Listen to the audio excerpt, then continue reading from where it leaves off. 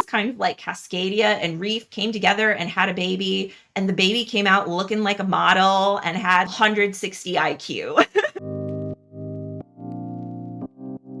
Welcome and welcome back, everybody. Tabletop Toki here with one of my favorite series here on the channel, and it's been a hot minute. So if you haven't been around, the 5 Disappointing Games series is not about necessarily bad games per se. It is about games that I had a particular expectation for one way or the other, and why the game did not live up to that expectation. So be prepared for some heartbreak. But I will say that along with that, we have hope for new love, because I will be providing at least one, if not a couple different games as alternatives for each of the disappointing games that for me personally fulfilled that little thing that I was looking for or felt was lacking in the original selection. So whether you're a fan of the game or not, whether you disagree with me or not, there should be enough there in terms of what you did or didn't like about the original game, where the alternative recommendations should hopefully spark some excitement and give you some new games to look into. And hopefully this goes without saying, but again, since it's been a while, there is no ill will intended towards any of the teams that worked on these games. I have huge respect for people who work in the board game industry with regard to designing games, publishing them, creating art, putting them all together. I think it's fantastic. And again, no ill will towards any of y'all if you are fans of some of these games. I'm just sharing my personal experience. So of course it's going to be very subjective, but I'm going to try to explain it in as objective of manners as possible, so you can understand exactly why certain things didn't click for me and why the alternatives, in my opinion, are really valid, solid choices. But without further ado, let's get started. The first game here on our list is a very colorful, very meta board game, and that is Shelfie Stacker. As you can imagine, Shelfie Stacker is about creating a wall of board games. In Shelfie Stacker, you'll be drafting dice which represent certain types and numbers of games that you'll be placing into your shelves. Along with that, you'll have cards that you'll reveal each round, which give you unique little powers, as well as your initiative for drafting dice from the center. Now, while I do like drafting dice, while I do like puzzly games, I did feel that this one was a little bit limited, because as you can see, you are trying to get columns of all the same color dice going up, and then the values of those and the heights and things will trigger different abilities on your cards. I think overall it seems like a pretty solid system, but there are a lot of limitations with how you can place your dice, so the puzzliness of it doesn't necessarily feel as satisfying as I would have liked. I also think, although the art is very well done and the theme is very unique, for me, some of the humor there and the haha got 'em, it's about board games and we're playing a board game, didn't quite land. And again, that's purely a personal taste. I think there are plenty of people who would find this game's theme and its presentation very endearing, but I think for me, since it wasn't necessarily a hit out of the park in terms of that or in terms of the mechanics, it just didn't quite land for me. Along with that, there are some fantastic games that have similar mechanics with drafting dice and placing them into a grid. One of the OG tried and true games being Sagrada, where you are making a stained glass window based on the different dice you choose. The colors and pips and how you can place them make for some restrictions, but you're not limited to like one color per column. You have unique scoring where it may be that you want certain colors in certain areas or certain numbers or values paired up. The variability from game to game seems really interesting, and although the drafting is a little more straightforward than it is in Shelfie Stacker, I find that the placement of the dice is much more satisfying in terms of trying to achieve those objectives.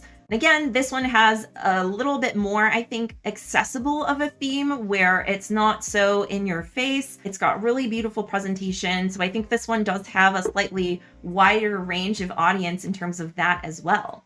Now, if you are looking for something that is a little bit more aligned with some nerdisms, my absolute favorites is Role Player. This game is about creating a RPG D&D style character where you place dice onto your sheet, which will manipulate your character's different stats. The values in each column will add up, and as you place dice for each stat, that stat will allow you to modify other things like modifying dice in other columns or adjusting your alignment. You can also collect different items and weapons spells and things that will allow you to, again, have more control over what your final board looks like. And the expansions, especially monsters and minions, or fiends and familiars, which has monsters in it, allow you to then use your character to go out and battle monsters. So there's quite a bit more going on with Role Player, but I think the extra little bit of investment in learning the game and setting it up is far outweighed by the amount of choice and strategy and fun and what you can do in each play with Role Player. So again, if you're looking for something a little bit more straightforward, like Shelfie Stacker, Sagrada is a great alternative option. And if you're looking for something that's more in that fantasy genre with similar mechanics, but maybe has a little more heft to it, then I would definitely check out Role Player. Next up, we have another game in this fantasy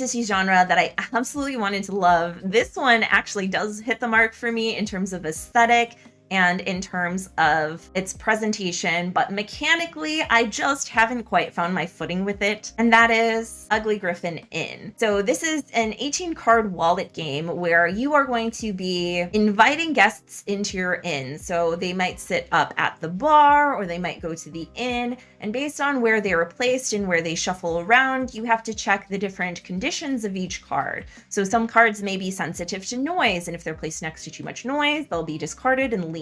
Your goal is to keep as many of the guests in your establishment as possible. Again, while I do love the art, I mean, look at that bunny prince, just so cute. And while I do also love the idea of having this puzzle of arranging different guests in your inn in different locations, there's just a lot of text on a lot of the cards and a lot of iconography to keep track of in terms of the number of symbols, adjacency, placement in terms of the height in the stack. And I feel that even after multiple plays, it just feels a little bit cumbersome. It's not that the rules are completely overbearing, it's just there's a lot of stuff to keep up with, and it's on every single card. It's brain burnery, but not in a way where I feel like I have a lot of agency and I'm making smart choices. It more feels like it's upfront work in terms of being tedious with reading all of the different cards and keeping track of what's where. So again, while I do love the theme and while I do think some of the mechanics could be fairly interesting, I don't necessarily think that how this one all comes together and how it feels to get to the table was really the most satisfying for me. A great alternative in terms of looking at cards, adjacency, and having cards that have unique abilities is Food Chain Island.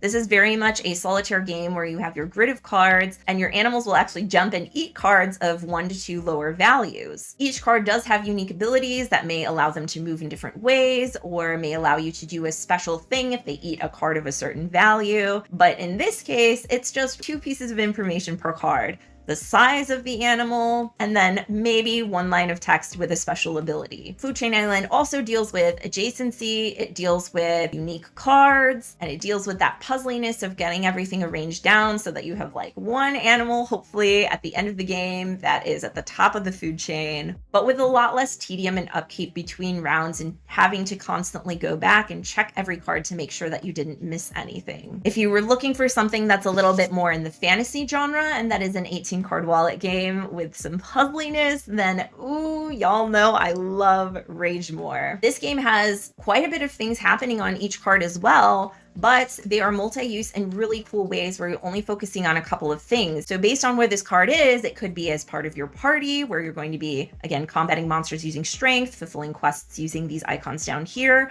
or it could be a monster that has an effect that will trigger at the beginning of the round, a strength that you have to defeat, or different symbols that you are trying to convert over to get them into your party or to turn them into viable quest completion. So again, there's quite a bit of information on each card, but based on where that card is in your grid, you're only looking at a couple different symbols at any given time per card. And I think this one just comes together a little bit better with the amount of cards that are out on the board as well. So even though there are multiple symbols you're keeping track of, there are only a certain number of cards that you can have out. And if it ever gets to an extensive point where the cards are out of your deck, that's one of the lost conditions. So it's a really tight, succinct game with little bits of information that are digestible, but then the thinking part really goes into the strategy versus with keeping track of what all the cards are. I think these are both great alternatives if you're looking for something that's a little more streamlined, where you don't have to do quite as much upkeep with reading cards and keeping track of icons from turn to turn. The next game had a lot of buzz around it when it first came out. It was on a lot of game lists, and I have to say that in the present years, it's not a game that I've heard about too much anymore. And being that it's on this list, I can see why. Cat Lady. I believe there's a dog version of this game as well, but basically in this game, you're going to be collecting different resources in order to appease your feline friends. You'll be drafting certain different cards, which have various cat paraphernalia, and using them to play out your different cats, which have unique requirements. I think that it is a very cute, endearing theme. I think that's what drew a lot of people to it, but in terms of drafting your cards and creating those sets, it's just very straightforward. So again, it doesn't feel super rewarding in terms of strategy, in terms of complexity. I think that a lot of people gravitated towards this game because of the theme and because of the art, which is totally fair. But I would say if you're looking for something in this genre with amazing arts, if you love cats, but you want a little bit more strategy, although it's not a competitive game, Cat Rescue is one of the coolest little cooperative games where you're going out and rescuing cats. They're going to be placed in a grid, so you're taking them off the streets by arranging them to get different colors of cats lined up, and then you're trying to get them out and into adoption homes. It plays up to 5 players. The solo mode is really fun and satisfying. It's about the same weight, I would say, as Cat Lady. The investment in learning the game, very low. There's a little bit of fun strategy with manipulating the cats around the board and arranging them and getting the timing right on which cats are going to be adopted when. And in terms of the presentation, it's just so amazing. Even the lid of the box has little cats out of the side, which is very functional for opening the box. But even the inside is like your little home where the cats are going to go once they're rescued from off the street. So if you are a fan of this theme and you're looking for something in the cooperative realm or something that has a little bit more strategy to it, and some satisfying choices and combos without being too weighty, I would absolutely definitely recommend checking out Cat Rescue. In general, I would like to say that I'm pretty open to trying most games or playing most games if people feel strongly about them, but there is a list. There are a few games that no matter how much somebody wants to play, I will just say, you know what? Good on you. I'm gonna go over there and play a quick couple solo games and y'all have fun. And unfortunately, this next game is absolutely one of them. Not only do I not want to play this game, I don't even know if I'm pronouncing it correctly, and that is pret-a-porter, I believe, or as many people call it, pret-a-porter, which absolutely is not the correct pronunciation. This is a game that came out in 2010 and more recently had a reprint with some amazing art. The game is about putting on the best fashion show. So you're going to be collecting different materials in order to assemble your garments and getting the best lineup of different pieces in order to display in your show. There's definitely an economy aspect with the resources and with money. You can take out loans, which can send you into debt, and then you can get paid out based on the outfits that you create and how you present or sell them. I was really excited about this one because a lot of people had spoken about how amazing the game is, and then when they gave it the refresh with the new art, I thought, wow, this is fantastic. Yes, it's a unique theme. It's got gorgeous presentation. There's a lot of chunkiness to it. But upon playing it, there were quite a few things that were not great. There are certain assistant cards that if you get them early, are just kind of broken. And unfortunately, this is something that when I looked into it to make sure it wasn't just my lack of expertise or knowledge, that there were some issues with the original printing perhaps, and they weren't necessarily well addressed enough in this new updated edition. Also with that, the loan system is very punishing and very unforgiving. And I'm sure that if you were an experienced player, you would be able to dig your way out of the hole, but it definitely does not have a lot of flexibility there. So you have to be very conscientious about that. And it quickly becomes one of those games where if you're behind, that's just where you are early on, and there are very few chances for you to be able to catch up no matter how great your strategy is going forward. Part of me does wonder whether this game became so popular because of a lot of people not wanting to hate on a game that has a theme that could be perceived as more feminine because it's about fashion. And again, I'm glad that there are a variety of themes, but having a unique theme does not necessarily make a game good mechanically. And again, I can't comment on, why people give games the ratings they do or talk about them as much as they do. I think having, again, that variety and that exposure is great, but you do still have to be honest about the game's design and its mechanics and how fundamentally sound it is. Which leads me to my first recommendation, which is a game about fashion, but the mechanics are just spectacular. Pret-a-porter is a small card game from Allplay where you are bidding using the assistants in your hand on different looks from New York, Paris, and Tokyo. Each round, they will be placed in front of you for your fashion show based on the amounts of each type and how quickly you're able to get certain types of looks, like sportswear, for example. You'll be awarded different magazine covers, which will get you set collection bonuses and points for endgame scoring. It's super cool because you do have choices between getting new assistants, which will help you get higher bids for future rounds, or getting certain types of looks in categories. The bidding is interesting because you're not just bidding on one thing per round, you have multiple looks in 3 different locations. So you could go all in on New York, or you could bid evenly across the board and hope you get at least last pick of looks for each city. Based on the player count, I think 3 is great. I think 6 is great. They feel very different, but it provides a lot of interesting replayability in terms of player count and how you bid, in terms of choosing between looks versus building out your hand, and for what types of looks and sets you go for from play to play. So again, unique, awesome theme with couture, but also mind-blowingly amazing mechanics. And this one is definitely a game that you can get to the table and teach very quickly. The rules are like literally just one little sheet versus something like pret-a-porter, which has a lot that you need to learn to get into it. And unfortunately, like I said, in my case, every time was just kind of a disappointment. Another amazing game if you are looking for something that is in this realm of fashion, but that has a lot of heft and weight to it. Ooh, and this is one of my favorites. This is another one that had an earlier version and then eventually got a deluxe reprint with new art from Ian O'Toole, and that is Rococo. Especially, I have to vouch for my boy, the deluxe version, just absolutely stunning. And in this game, it's dated back quite a little bit, where you are going to be, again, collecting different materials to assemble garments, selling those garments for money, or assigning them to different areas of the Great Hall, renting them out to guests for the party, looking to get majorities of your garments in different halls to gain prestige. And the assistants in your hand each round are cool because they have multi-use cards. You can cull your deck, you can get new assistants, which will provide you with different resources or money or scoring abilities. There's a fireworks show. There are just so many cool aspects of this game. And while you do have to manage your money, there's no point where you're going to go into debt and have to crawl your way out. Even if you don't have the most solid strategy or experience with the game, it provides you with a lot of different options, some being more straightforward and some being a little bit more complex in planning ahead.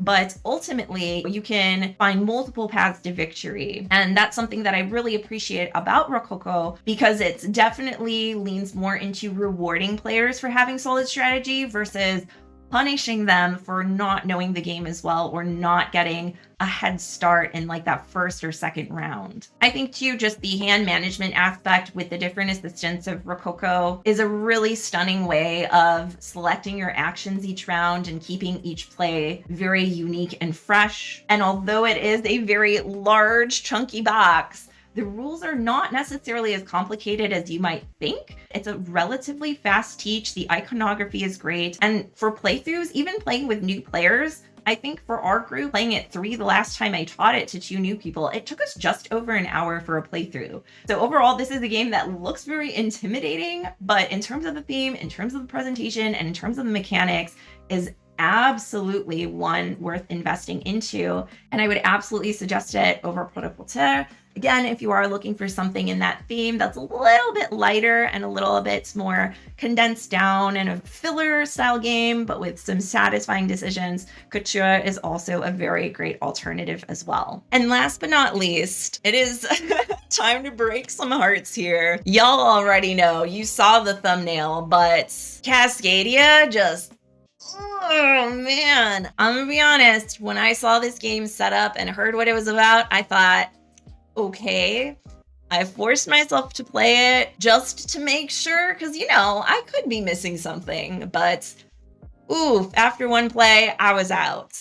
Cascadia is a game where you're going to be drafting a tile and an animal each round and placing them based on the different arrangement of landscape pieces and your animals. You'll then be able to score some of the unique scoring objectives, which you can see up at the top. I don't think that the mechanics are necessarily terrible, but the drafting was honestly kind of boring in terms of just taking your tile and your token. Making the patterns felt very straightforward. And for something this streamlined, I would hope that the aesthetic of the game really grabs me. I do think the art on the specific cards is well done. The frickin' tiles though, and the actual tokens themselves, and again, subjective, but to me, they were just awfully garish. I mean, can we just zoom in here? It just looks like a hot mess of colors. The actual hues that they picked for them and the discs themselves, I feel like they could have done a much better job of making this look aesthetically pleasing to set up. The look of the tiles and tokens is not something that I would expect from a game that came out in 2021, from a big publisher, from an amazing board game artist. I'm not really sure what happened here, if I'm being honest. It just really irks me to look at on top of not being the most satisfying mechanically. So in terms of games that have similar elements of tile placement and scoring, but that I think are a lot more aesthetically pleasing and satisfying mechanically, Calico is definitely one that I love. And same artist, but the actual board, the tiles, there's a lot more vibrancy. It has a lot more character, in my opinion. Some people may lean more towards the realism aesthetic than something that's a little bit more bright and vibrant, but I think at least Calico has a clear picture of what it wanted to look like and how it wanted to present itself, whereas Cascadia, I don't know what those tiles are supposed to be. Calico does have very basic drafting as well, where you just take one of the 3 tiles available, but these scoring objectives are a lot more crunchy in my opinion, because you have unique scoring on your board based on the patterns of tiles, which makes sense for quilts. And then you also have the public objectives, which are the different cats, which are looking for certain patterns of tiles to be arranged in lines or certain configurations on your board. Calico is a brain burner, don't get me wrong. The rules are very simple, and what you're supposed to achieve is very simple, but how you get there definitely requires a lot of pre-planning. It definitely requires a lot of making decisions in the moment about which objectives you're going to go for and which you're going to let go of, or if you're going to really push and try to get as many as possible. You also get color bonuses where you put little buttons on your quilt. So I think that the idea of tile drafting in this game fits the theme a lot better, and trying to get those cats and buttons onto your quilts. Overall, this one just visually is a lot more appealing, and in terms of strategy and thinkiness, I think pays off a lot more for me personally than Cascadia ever did.